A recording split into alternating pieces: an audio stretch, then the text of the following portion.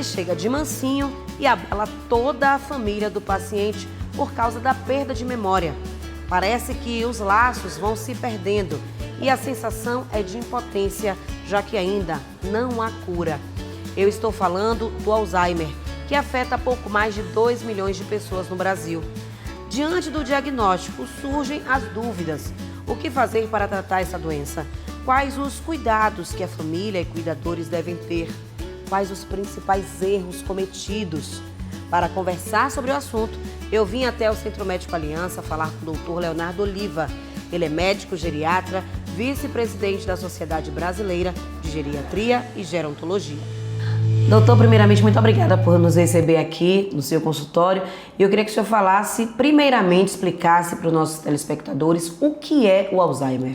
Então, a doença de Alzheimer é uma doença que acomete o cérebro das pessoas, onde uma substância vai sendo depositada no cérebro que vai causando a morte dos neurônios. Então, é uma doença neurodegenerativa. Aos poucos, essas células do cérebro vão morrendo, vão deixando de funcionar e acaba que isso gera como consequência um prejuízo nas funções do cérebro. Então o cérebro não funciona de maneira adequada, a gente tem esquecimento, a gente tem alterações de comportamento, dificuldade de exercer as atividades do dia a dia. Então a doença de Alzheimer é uma demência, tá? Então é a principal demência, a causa de demência do mundo, que ocorre por uma causa que a gente não sabe exatamente porquê, não está claro por que ela acontece, e ela também não está claro como a gente pode frear essa doença ou interromper esse processo. Então ainda é uma doença que infelizmente não tem cura, é uma doença progressiva, uma doença que aos poucos vai piorando e dificultando cada vez mais o funcionamento do cérebro.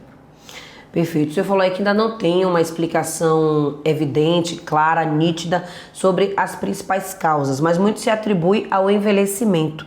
De fato, tem a ver com isso? É por causa do envelhecimento ou não? Na verdade, o envelhecimento é mais um fator de risco para o surgimento da doença. Então, a gente conhece vários fatores de risco, alguns deles são modificáveis e outros não. O envelhecimento é um fator de risco não modificável. A gente está envelhecendo, aumenta o risco da gente ter doença de Alzheimer, mas isso não significa de forma alguma que a gente vai ter doença de Alzheimer porque envelheceu. Tá? Então, não é uma doença própria do envelhecimento. O envelhecimento é só um fator de risco para a doença de Alzheimer. A perda da memória é sempre o primeiro sintoma ou isso pode variar de acordo com cada indivíduo? Pode variar. De maneira geral, quando a gente fala da demência da doença de Alzheimer, o primeiro sinal que a gente percebe é o esquecimento para fatos recentes. Isso é muito importante, porque muitas vezes o familiar diz assim, não, mas a memória dele é ótima, ele lembra de tudo, ele lembra do batizado dele, ele lembra com perfeição do que aconteceu, mas a memória recente, que a gente chama de memória de trabalho, lembrar de pequenos recados, lembrar de uma lista de compras, a memória que é necessária para fazer o manejo financeiro, por exemplo, saber se pagou ou não pagou uma conta, saber se precisa ter um compromisso, né? Marcou um compromisso e não esquecer esse compromisso. Essa memória de trabalho, a memória mais recente é que é prejudicada de maneira geral. Mas esse não é o único sintoma da doença de Alzheimer.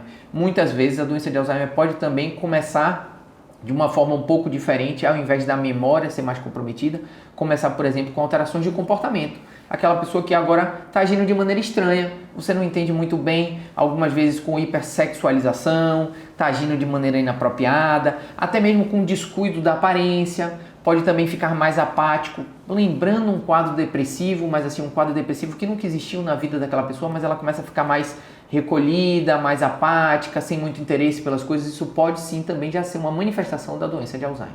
Perfeito, excelente a gente falar sobre todos esses sintomas, porque muitas pessoas têm dificuldade no trato, né? Quando esses sintomas começam a aparecer, principalmente familiares, que é quem tem o contato mais direto, geralmente, com esse paciente, com essa pessoa. Fale um pouco sobre isso, né? Quais as formas de se identificar esses sintomas e quais providências tomar no aparecimento deles? A gente costuma dizer que a doença de Alzheimer é uma doença de toda a família, não é apenas do paciente. Todos que estão ao redor daquele indivíduo acabam adoecendo também e precisam ser cuidados e serem educados para lidar com aquela situação. Sem dúvida nenhuma, é na fase ali intermediária da doença, onde começam a surgir de maneira geral alterações de comportamento, com hipersexualização, com comportamento inapropriado social, com situações como manipular as fezes, situações que envolvem muita dificuldade para quem está cuidando. Agressão, então o paciente pode se tornar agressivo, pode bater, pode machucar. Nesse momento, sem dúvida nenhuma, é um momento que a gente precisa de mais atenção, cuidados médicos e multidisciplinares. A gente precisa de um apoio muito importante para essa família que está cuidando.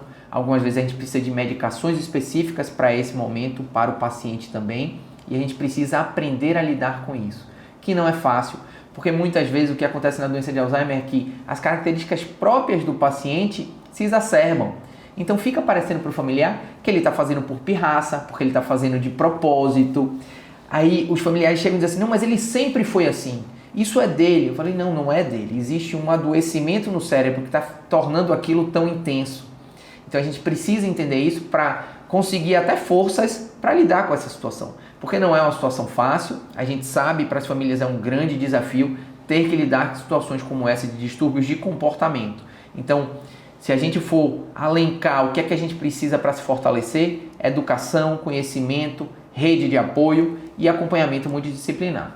Porque é uma pessoa muito querida. É o pai de uma amiga minha, uma grande amiga minha, e a gente não quer mal para ninguém, claro. Mas é sofrido sim, mas quando ela precisa de ajuda, a gente tenta ajudar da melhor forma. Esquecendo das coisas, não se lembra das pessoas. Fui até ver ela essa semana e quando eu cheguei lá, ela não me conhecia, não sabia nem quem eu era. E ela me viu desde pequena, é triste. Com certeza né? Que a gente nunca quer ver a pessoa que a gente gosta em uma situação dessa, né? Perfeito. Vamos falar sobre esse acompanhamento multidisciplinar, né? O senhor falou aí da necessidade também dos familiares buscarem esse conhecimento, né? A partir do diagnóstico. Eu queria que o senhor falasse sobre isso. Quais são as áreas envolvidas nesse tratamento, né? Como é que se dá? Quais são os profissionais envolvidos? Como é dado esse suporte para a família, para os cuidadores de um modo geral? Inicialmente a gente precisa de um bom geriatra, um bom neurologista para acompanhar e fazer o diagnóstico da doença. Feito o diagnóstico da doença, a gente parte para um ponto que é de ver que tipo de tratamento está previsto, o que é que a gente pode se utilizar para desacelerar aquela doença ou para frear um pouco a evolução daquele quadro. E a gente vai começar um trabalho muito importante de educação para quem cuida. Para o paciente no momento inicial também, mas principalmente para quem vai cuidar daquele paciente ao longo da sua vida com a doença. A educação é fundamental dentro do consultório e fora dele. A gente orienta os pacientes a buscarem ajuda, a buscarem grupos de apoio. E a educação, hoje a gente tem um conhecimento mais disponível. Só que para aquele paciente, para aqueles familiares, outros profissionais se tornam muito importantes, não apenas o médico. Então a gente sabe que a parte física vai contar muito. A atividade física tanto previne a doença de Alzheimer, diminui o risco de se ter, como também ajuda na redução da velocidade de progressão da doença. Então um educador físico ou um fisioterapeuta será necessário nesse acompanhamento do paciente que tem demência, tá? A gente sabe que o psicólogo pode ajudar muito aí, tanto o paciente quanto o familiar, aquele cuidador, né, o cuidador familiar, no momento que os desafios começam a surgir. O assistente social é um outro profissional que pode ajudar muito, porque vão surgir questões burocráticas, administrativas, uma questão como curatela, né, como a gente vai se apropriar quando aquele indivíduo não tiver mais condição de exercer os atos da vida civil. Então ele não pode responder por ele mesmo. Então a gente precisa formalizar isso. Então o assistente social, ou até questões de benefício, que tipo de benefício aquele paciente pode ter, questões como isenção de imposto de renda, medicações de alto custo. Então esse é um outro profissional que pode ajudar muito. Um outro profissional que a gente pode ter que abrir mão, ter que ter a necessidade de ajuda é o nutricionista, porque pode se tornar tanto mais difícil alimentar aquele indivíduo, como também questões nutricionais podem surgir por conta do próprio adoecimento cerebral. Dificuldade de comer o que é mais saudável, dificuldade de comer nas horas certas, ou até o outro lado, o paciente esquece que comeu e come novamente e acaba ganhando peso em excesso. Então, basicamente, se a gente olhar o que a gente tem da área de saúde, o tratamento e o acompanhamento do paciente com demência envolve muitos profissionais. E aí a gente ainda tem o terapeuta ocupacional, que pode trabalhar as questões cognitivas, trabalhar as reminiscências. A gente fala assim, o que é que a gente ainda tem com aquele paciente de buscar, de trabalhar com ele, de manter funcional. E o musicoterapeuta também, que é um profissional que hoje a gente vê que tem um ganho muito grande no desenvolvimento do cérebro, na manutenção da saúde cerebral desses pacientes. Excelente. O senhor falou aí um pouco sobre um ponto que ajuda na prevenção. Eu queria que o senhor falasse mais sobre isso. Que a gente tem muita crença de que, por exemplo, fazer palavras cruzadas, praticar atividade física, como o senhor citou. E eu queria que o senhor citasse outros exemplos de situações, de hábitos que podem acabar diminuindo as possibilidades do Alzheimer aparecer. Como a doença de Alzheimer ainda é uma doença incurável, ao mesmo tempo que a ciência busca a cura, a gente também busca a prevenção, né? Que é muito importante quando a gente fala em doenças graves. E há pouco tempo a gente teve um estudo muito grande publicado mostrando os pontos que são fatores modificáveis, fatores de risco modificáveis para o adoecimento da doença de Alzheimer. Então é aquilo que a gente precisa focar para que a gente não tenha, ou pelo menos que a gente diminua o risco de adoecer com a doença de Alzheimer. Que pontos são esses? Principalmente na infância, na adolescência, a educação. Então a gente precisa de educação, a educação previne doença de Alzheimer. E a escolaridade mesmo, a educação formal. Mas outras situações que a gente pensa menos, como por exemplo, déficits auditivos e visuais. É importante que a gente corrija esses déficits quando eles surjam. É importante que a gente se alimente bem, que a gente não fume, a gente beba pouco, beba bebidas alcoólicas com moderação. A gente sabe que traumas repetidos na cabeça podem aumentar o risco da doença de Alzheimer. Hoje a gente sabe também que é importante controlar hipertensão, diabetes, doença do colesterol alto. E é muito importante também controlar o estresse, manter a saúde emocional adequada. Então, quando a gente fala em depressão, principalmente, mas não só depressão, ansiedade, também é importante para que a gente diminua o risco de adoecer com a doença de Alzheimer. E óbvio, que a gente falou no início, a atividade física, né? Manter o corpo com peso adequado e com atividade física regular. Basicamente, é tudo que faz bem para o coração também faz bem para o cérebro, mas a gente tem que lembrar da educação, a gente tem que lembrar dos déficits auditivos e visuais e do controle do estresse, que esses são bem específicos do cérebro. Excelente. Agora, falando um pouco ainda sobre a questão dos cuidadores, né, da família, das pessoas envolvidas com esse paciente. É muito comum que haja resistência diante desses sintomas e nessa resistência pode-se dizer coisas ou acabar travando, coisas do tipo, mas que maluquice é essa? Pare com isso, não faça isso. É comum esse tipo de relato aqui no seu consultório e fale um pouco dos prejuízos que isso acarreta para a pessoa acometida de Alzheimer. A gente primeiro precisa entender que quando o indivíduo idoso está com algum tipo de esquecimento, ele precisa ser investigado, ele precisa ser avaliado. A gente não pode atribuir isso ao envelhecimento normal, o que infelizmente é muito comum. Então os primeiros sinais do adoecimento de Alzheimer começam e na grande maioria das vezes a família simplesmente atribui aquilo ao envelhecimento normal. E no momento que surge alteração de comportamento, aí sim acende uma luz e opa, tem alguma coisa errada acontecendo que muitas vezes começou anos antes. Nesse momento, o cuidador, sem dúvida nenhuma, precisa ser cuidado, ele precisa ter um suporte para que ele cuide, mas uma dica muito importante que a gente tem para dar para esses cuidadores é: não bata de frente, não adianta confrontar, não adianta ficar dizendo, meu Deus, você não lembra disso, eu acabei de falar. Esse tipo de atitude só gera mais estresse, mais conflito, mais briga. Então, claro que a gente não precisa entrar na mentira, não é isso que eu estou falando. Então, não, eu não estou na minha casa, essa não está mesmo não na sua casa. Não é isso, mas a gente não precisa confrontar. Poxa, então vamos dar uma volta aqui, vamos entender por que esse ambiente não está sendo visto como a casa. Então, às vezes a gente dá uma volta, a gente distrai com uma atividade, a gente liga uma televisão, um som, e aquele indivíduo volta a reconhecer aquele ambiente como dele, sem precisar ter havido o conflito, o confronto. Que esse é sempre uma dica que a gente dá, nunca entre em confronto com aquele indivíduo, porque ele não está fazendo aquilo de propósito, não é uma pirraça, não é uma chateação, é um problema que a doença trouxe ao cérebro dele.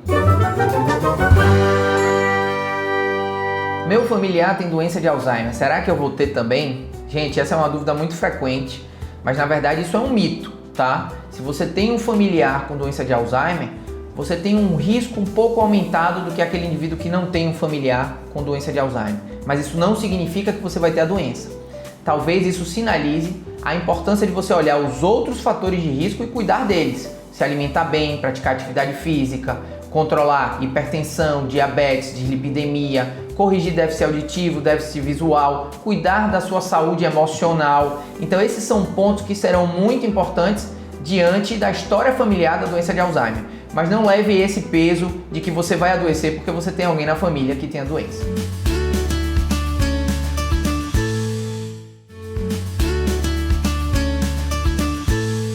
Quando a gente fala do Brasil, né, eu dei uma pesquisada, vi que são cerca de 2 milhões de pessoas que são acometidas pelo Alzheimer.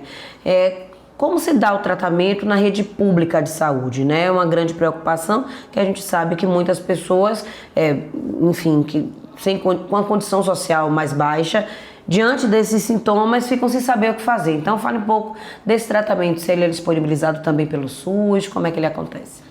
De maneira geral, a gente tem grandes centros de referência que, sim, conseguem dar todo o tratamento adequado para os pacientes com demência.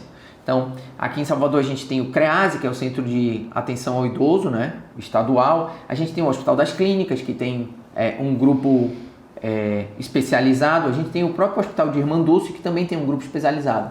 O acesso a esses grandes centros não é uma coisa muito fácil.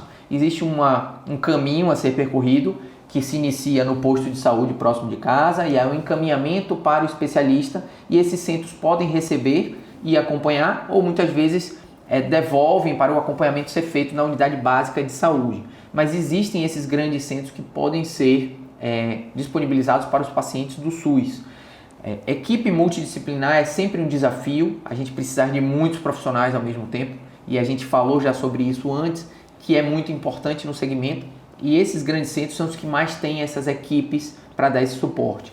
Falando em medicação, as medicações da doença de Alzheimer que existem hoje, que a gente chama, são medicações para frear o avançar da doença, não são tratamentos curativos, nem mesmo estabiliza a doença, tá? Eles são disponibilizados na rede pública através de medicação de alto custo. Então existe uma burocracia que precisa também ser percorrida, formulários preenchidos, mas existe essa possibilidade da gente conseguir o tratamento medicamentoso também pelo SUS. Diante da suspeita, doutor, alguém que está nos assistindo, alguém que está nos ouvindo agora, diante de uma suspeita de que uma pessoa está com Alzheimer, quais são os primeiros passos, né? E como é que se dá esse diagnóstico? Porque eu acredito que não seja algo tão fácil. Não é como a gente está com a ferida, fazer um exame e constatar. Então fale um pouco desse diagnóstico e qual a importância dele ser precoce. Hoje, o diagnóstico da doença de Alzheimer ainda é um diagnóstico clínico. O que isso quer dizer? Que é um diagnóstico feito dentro do consultório, com o médico que está acompanhando através da escuta da história desse paciente, trazida por ele e pelos familiares, e do exame físico. A gente faz exames complementares apenas para confirmar e meio que afastar outras causas de demência. Mas é um diagnóstico feito no consultório, que se baseia em quê? Se baseia no relato do esquecimento, seja pelo paciente ou pelos familiares, associados a uma alteração da funcionalidade, ou seja, esquecer pode ser normal se não estiver interferindo nas atividades do dia a dia.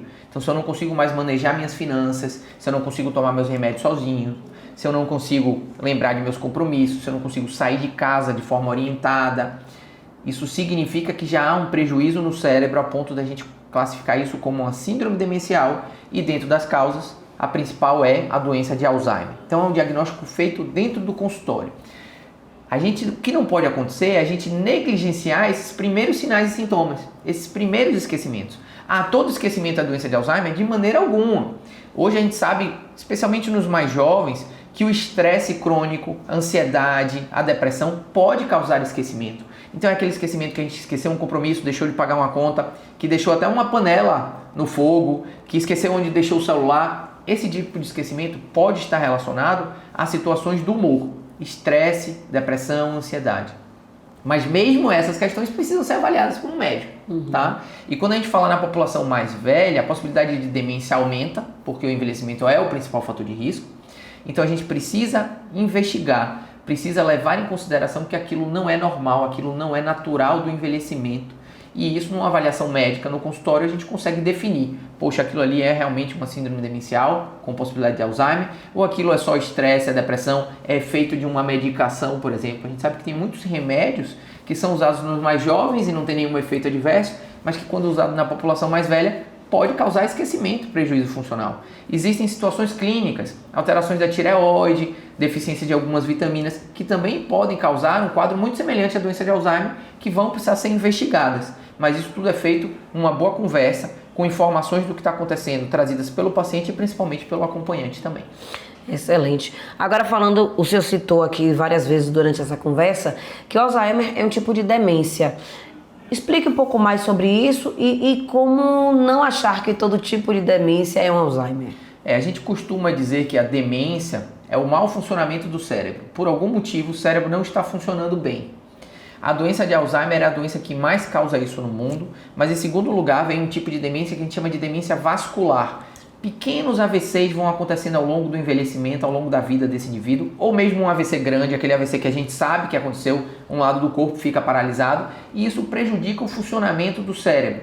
Essa é uma outra causa de demência. Mas existem outras tantas menos comuns. A gente tem a hidrocefalia de pressão normal, demência por corpúsculos de Levy, citando algumas que podem acontecer e que durante a anamnese, exame físico e exames complementares a gente pode direcionar. Mas Alzheimer e demência não são sinônimos, não são a mesma coisa. Alzheimer é só a causa mais comum de demência. Algumas demências, inclusive, são reversíveis. Nem toda demência é progressiva. Então, o indivíduo que está com a tireoide sem funcionar bem pode se apresentar com um quadro igualzinho da doença de Alzheimer. A gente vai repor o hormônio da tireoide e ele vai reverter aquele quadro. Tá? Então, isso é muito importante a gente entender. A senhora tem alguma forma de se prevenir? O que a senhora faz para manter a sua memória, a sua saúde mental? Eu, ultimamente, depois que me aposentei, eu estou fazendo cursos de artesanato aí no SESC e a convivência com as outras pessoas, então eu não me preocupo muito com isso não, porque pelo menos eu não estou parada, né? Conheci a minha sogra mesmo, ela teve esse problema. Ficava agressiva, não notava nada, se perdia, se saísse, é assim. Então toda doença é ruim, mas tem umas pior do que outras, né? Como a gente já está chegando ao final, eu queria que o senhor falasse um pouco sobre esse comportamento, né? Porque a gente sabe que muitas pessoas, quando vão chegando para uma idade mais avançada, tem uma certa resistência para médico, algumas tendem a se isolar, não querem, não aceitam os sintomas, como o esquecimento ou outros que possam aparecer. Como é para que esse paciente não, mas os familiares desse paciente podem fazer para convencer essa pessoa, esse idoso, a buscar o tratamento, né? Como convencer, que a gente sabe que é um negócio difícil às vezes. É difícil por alguns fatores.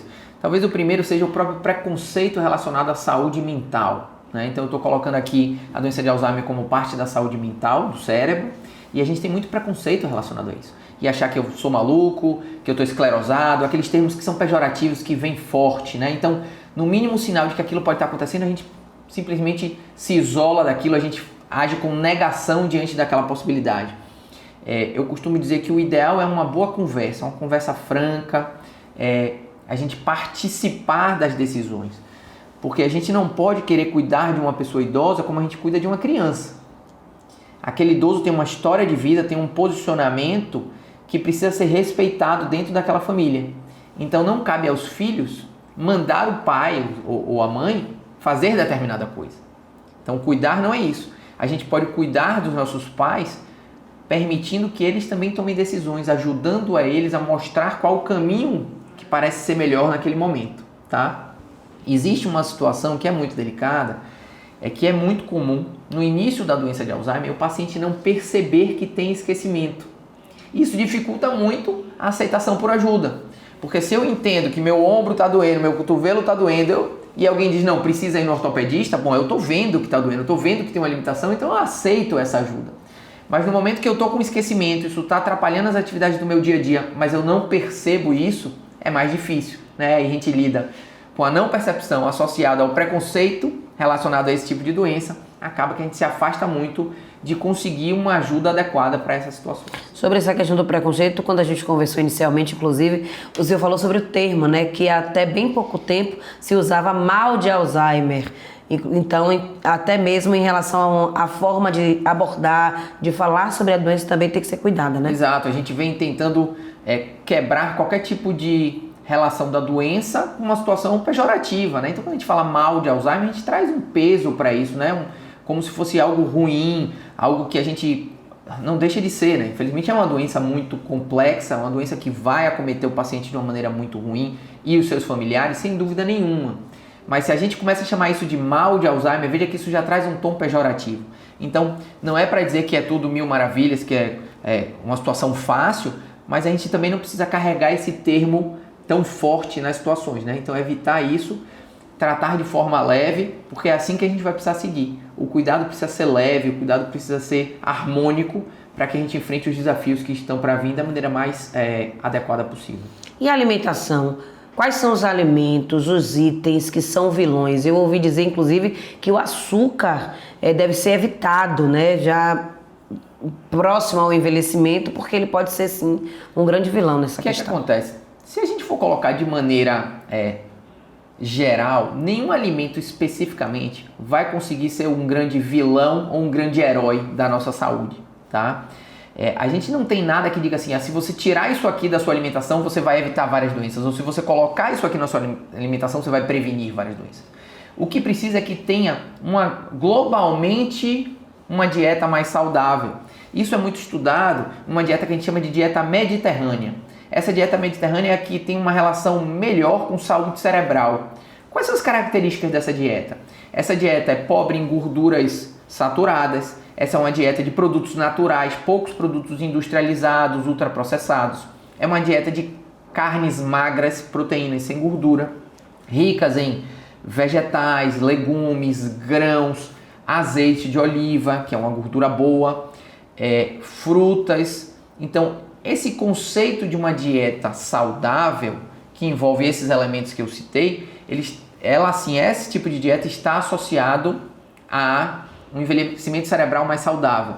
Então, o açúcar não entra como algo específico, mas nessa dieta mediterrânea, sim, a gente tem poucos produtos ricos em açúcar refinado, tá? Então, a gente consome açúcar nas frutas, né? Consome açúcar nos alimentos in natura e não o açúcar adicionado. Que aí, o que acontece é que não são alimentos específicos, mas o excesso desses alimentos. Então, o excesso de sal, a gente sabe que não é saudável para a nossa saúde. Não é que sal faz mal, sal em excesso faz mal. A mesma coisa é o açúcar não faz mal, o açúcar em excesso faz mal. O problema é que quando a gente vai nos produtos industrializados, ultraprocessados, esses alimentos, essas substâncias são colocadas em excesso.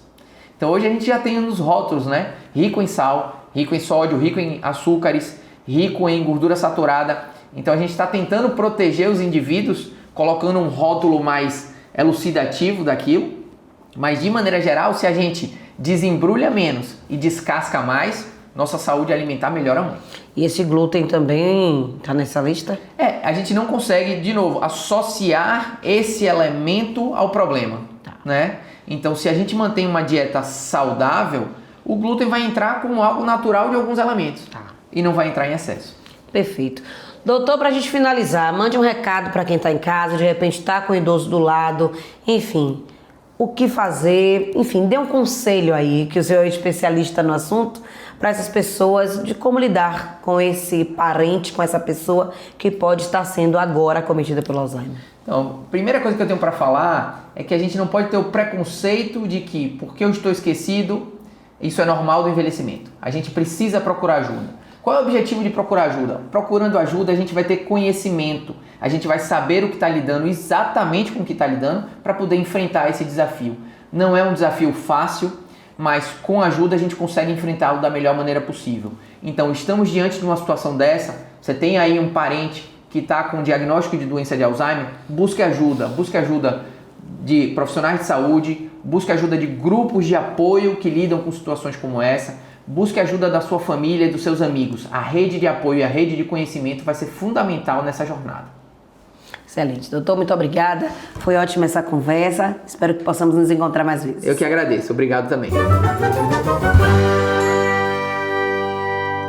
Será que a doença de Alzheimer é causada pelo envelhecimento? Gente, isso é um grande mito, tá? O envelhecimento é sim um fator de risco para o surgimento de demências, mas não é porque a gente envelhece que a gente vai ter doença de Alzheimer. Então, diante de um idoso que está esquecido, esse idoso precisa ser avaliado, porque existem situações como a doença de Alzheimer que precisa ser diagnosticada, mas existem outras situações que podem estar causando aquele esquecimento e podem ser tratadas e modificadas. Então, não considerem o envelhecimento como causa de demência, mas leve em consideração que diante de uma situação de esquecimento, esse idoso precisa ser investigado.